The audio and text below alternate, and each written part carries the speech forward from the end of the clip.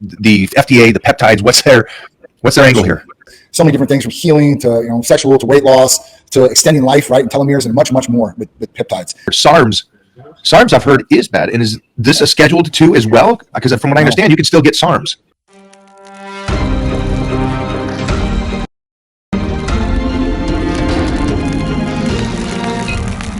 Important topics coming up. Yeah. Oh yeah. Definitely have some information for you. To hear all of it. So I know with the excitement of this and everything, the one thing I like about you, one of the main things, is that you are no matter what comes up, you're already moving forward going, hey, this is a speed bump, whatever this is, and let's keep moving forward, keep getting the very best we can. And that's, if you really want to make it through life and be a success, that's got to be the attitude. And I know that, I guess it was last week, we were getting this information from attorneys talking about the FDA coming in and stuff. Can you explain kind of what's going on in the health and fit? I mean, this really is health, the health world. What is going on with these, the FDA, the peptides? What's their angle here? Sure. So, all right. Obviously, peptides are a big thing. And peptides have helped a lot of people out there, right? They're not narcotics. They're not controlled substances. So many different things, from healing to sexual to weight loss to extending life, right, and telomeres, and much, much more with peptides. And it just came out of left field last week where the FDA decided that they were going to schedule majority of the beneficial peptides to a Schedule 2 rating. And what does that mean? So the FDA has 3 schedules. They have the first step, which is Schedule 1, and that is what they're currently looking at to see if there's any medical necessity or use that complies with them to be able to use it, right? Compounding pharmacies to compound. Then there's Step 2, Schedule 2. And this is a schedule where they just put all these peptides on. And Schedule 2 basically says that there's not more medical use. Basically, there's more risk than benefit to using these things. And it had the reasoning for every single peptide on there of why they thought it was unsafe to use. And every one had the exact same thing as far as the reasoning, which makes no sense because they're not all the same. They don't do the exact same thing. So, it just kind of hit us out of left field. And at that point, Schedule 3 is something that they're totally unsafe and can't use. And we don't utilize anything on Schedule 3, but the peptides that went on Schedule 2, I mean, obviously, these are a big thing that a lot of people utilize. And like I said, the angle from the FDA is this. They hit us out of left field, so nobody knew. No clinics, no pharmacies, no lawyers. So at that point, when the FDA did this, it kind of like what the hell is going on here? But the truth about it is it big pharma and the lobbyists? Because at that point, there's some different peptides out there that can extend life or do some different healing things, or even aid in weight loss that maybe they don't want us to have. For this, I don't understand why the FDA went. Go ahead. I'm slightly confused because I've never heard anything from the world of health and wellness that peptides were something bad, mostly because they're just a lineup of amino acids, where SARMs I've heard is bad. And is this a scheduled 2 as well? Because from what I understand, you can still get SARMs. You can still get SARMs, selective androgen receptor modulators, which are a lot worse. They have a lot more negative effects on people and their health altogether. And you hear that there's side effects. For sure, 100%. Like, we know that what we've done on blood tests with people, especially younger guys that are taking SARMs, 1, shuts down natural production, 2, liver toxicity. Those were the big things that we've seen from people that were taking SARMs to come into Type Medical Center. And that was the farthest thing of what they wanted as a younger person. They wanted not to take testosterone to get all the benefits. They thought they could do that, but in the process, it shut down their natural function. And, so they have to do something to recharge their testicles or get on something that's going to replace their levels to where they're at, which is a downside. And like I said, peptides are just amino acid sequences. Now, listen, I could totally understand if the FDA said, you know what, growth hormone peptides, this could possibly cause cancer in somebody.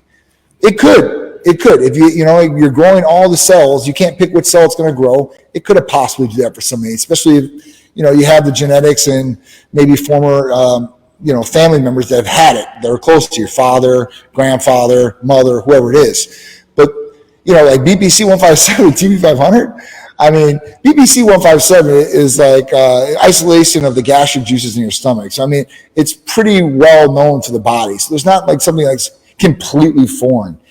I don't know. My big problem is with this is that, all right, cool. You want to regulate peptides? Great.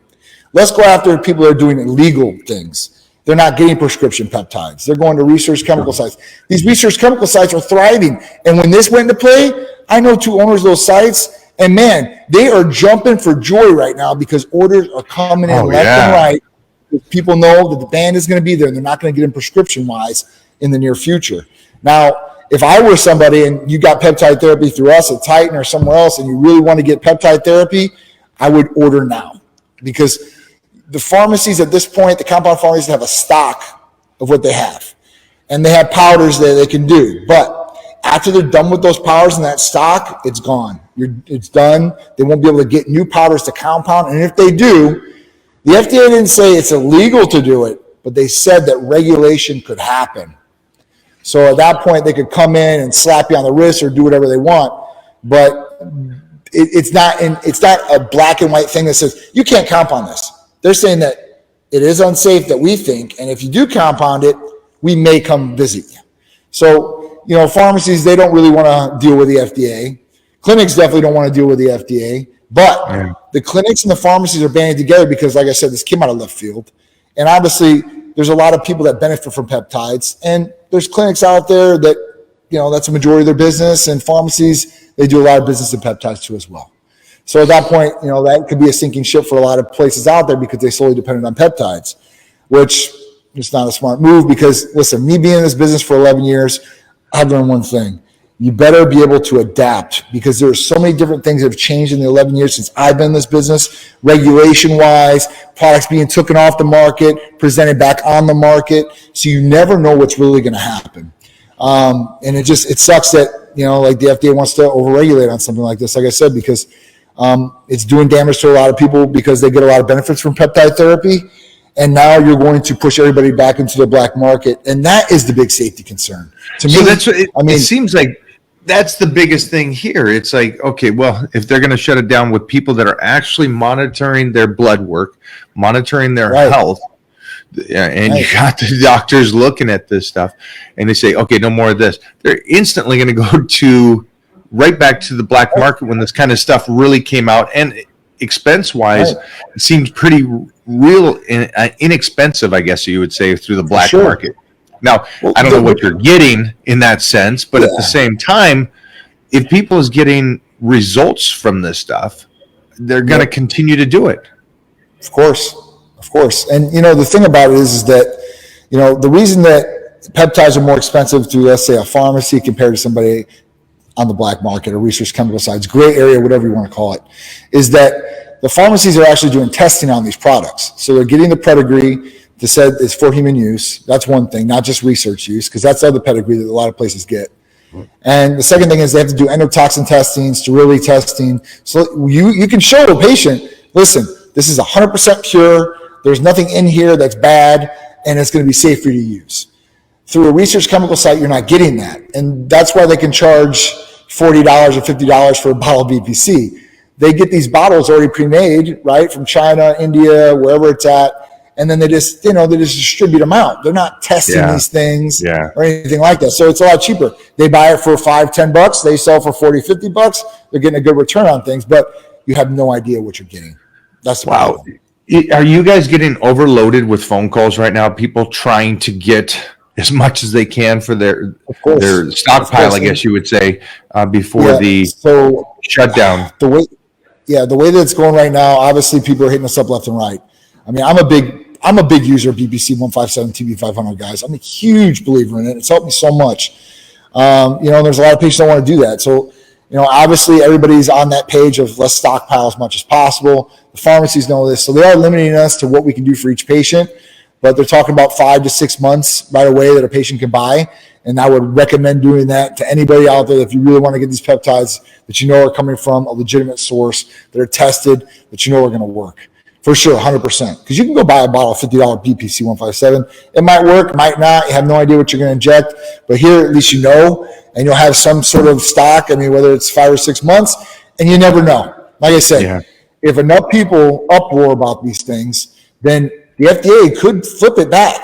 You know, they could flip a couple products back. They don't have to flip all of them back. But, I mean, they put every single one that's beneficial in that list. It's crazy. And so I speaking about this and other things that were like kratom was something that was, you were talking about, it was banned at a certain time. Now I know that you can't, in some states you can't, California is always one of those states. You can't even get DHEA sent to California, but it's like, I know kratom was shut down and then it came back around to being legal again. But it seems like that one always has ups and downs. But the research on it, again, shows benefits for people, certain people.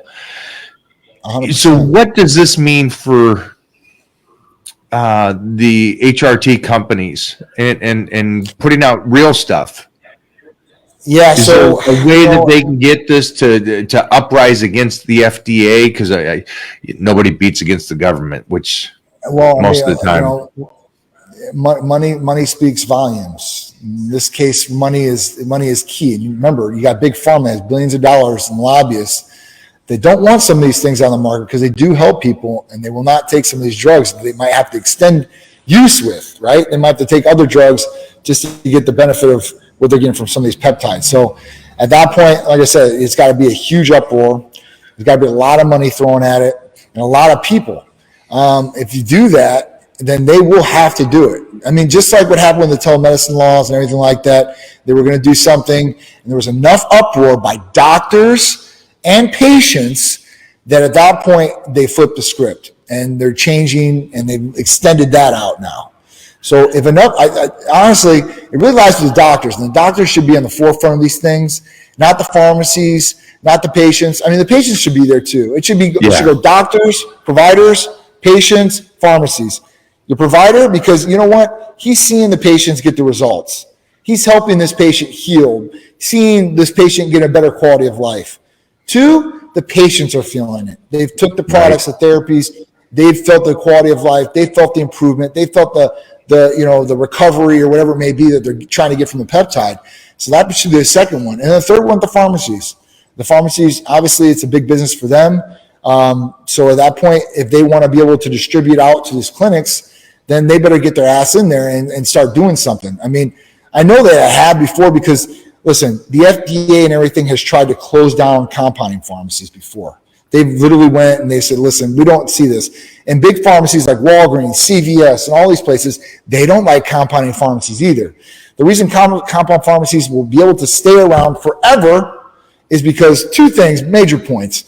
1, if there's ever shortages on drugs, that's where compound pharmacies can compound those products and get the products out to people. Okay? 2, transportation rates can be different. That means the way that it gets in the body. Some people can do injectable, some people can do sublingual, you can do a troche, you can do, up the butt, whatever you want. I mean, as far as that goes. So those are big 2 reasons why those compounding pharmacies will always stay around, but limiting products or what they can compound might be in the future for some of these pharmacies. So, for these places out there, the HRT clinics, I don't know what to say. You better adapt. I mean, I'm telling you, I've had to adapt over a lot of different things. 2 major peptides that they'll never be able to take away because they're FDA approved is semirelin. That's a GHRH peptide that was supposed to get rid of growth hormone. It's an old one, but you know what? That's going to be the only thing in the tool belt. And PT141. Tirzepatide, semaglutide, those are peptides too, and those are FDA approved, so those aren't going away. So weight loss, you're going to be good. PT141 for libido and drive, and then for any GHRH peptide, you're going to have to go to semirelin for right now. Now, on the back end, I know pharmacies have been talking to suppliers and these chemists. They're trying to get things together where they can change the molecular structure so they're not banned substances and be right around kind of the similar products. I think that's going to be awesome, and I think they're getting on that right now because obviously taking away, and I'm just guesstimating right now, at least 12 to 15 products from a pharmacy that are peptide driven is going to be a big hit. It's going to be a big, big hit on them. So they're going to have to replace that revenue some way.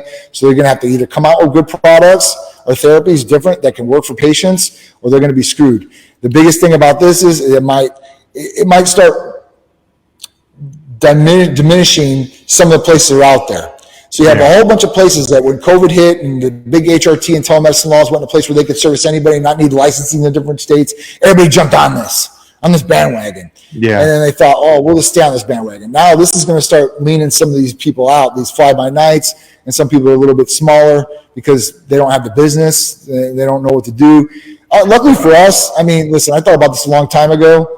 I've got Hercules Potion, Titan Complete. I've got different blends that nobody else has in the country. So, those are things that are just a business in its own. HRT is always going to be around. They're never going to get rid of testosterone, hopefully, because one, us guys need it, and most guys that are doing the legislature need it too. And then two, what are they going to do? The people that don't need it are on the other side of the fence. They're going to need it for transitioning. They want to transition from a woman to a man. Testosterone is always going to have to be around. Hormones are always going to play a part. So, I don't see HRT getting diminished, but, peptides, it's a sad day as far as that goes.